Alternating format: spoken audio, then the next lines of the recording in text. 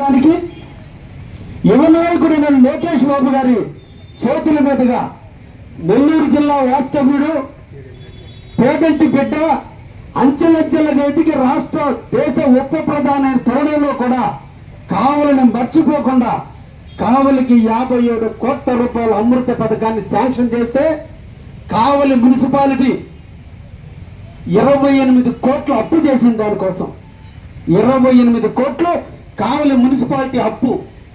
Central government state government 58 కోట్లు ఇచ్చింది.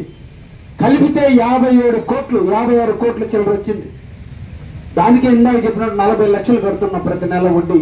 కానీ ఒక్కింటికి నీళ్ళు రాల.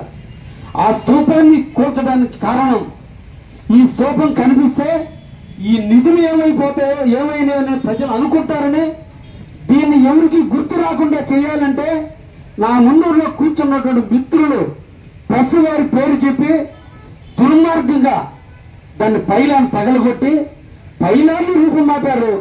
ఆ 57 కోట్ల దుర్వినియోగం చేసి దాన్ని రూపుమాపారు. తొందరలో దాన్ని కడగబోతున్న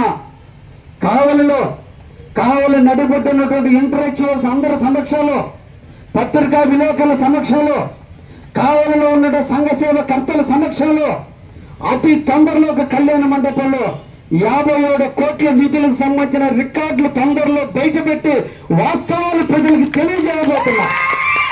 తెలుసుకోవాల్సిన అవసరం ప్రజలకు ఉంది.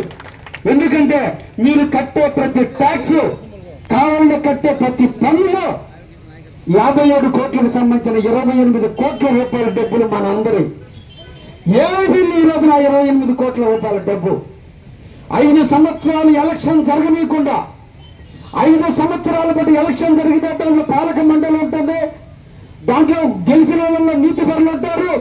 వాళ్ళు బయట పెడతారని ఎలక్షన్ జరపనీయకుండా ఒక పక్కన పైలాన్ని, ఒక పక్కన నిధులని, ఇంకొక పక్కన ఎలక్షన్ జరగనీయకుండా దుర్మార్గంగా కావాలని అంటగట్టించినటువంటి విషయాన్ని తొందరలో ప్రజలందరి ముందు తేటానికి నాకు ధైర్యం ఉంది.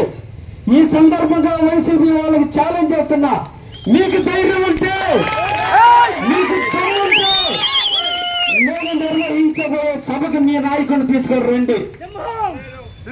అగ్రిమెంట్ తో సహా మీ కళ్ళ ముందు పెడతా. నీ ముఖ్యమంత్రి టైంలో 2022లో నీ సంతకాలతో దాన్ని కుదించి డబ్బులుతున్న వైనాన్ని బయట పెడతా.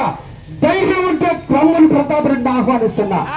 ఇదే లోకల్ అంటే ఇది నాన్ లోకల్ పద్ధతి కాదు, పిరికోడలాగా పరిగెత్తడానికి.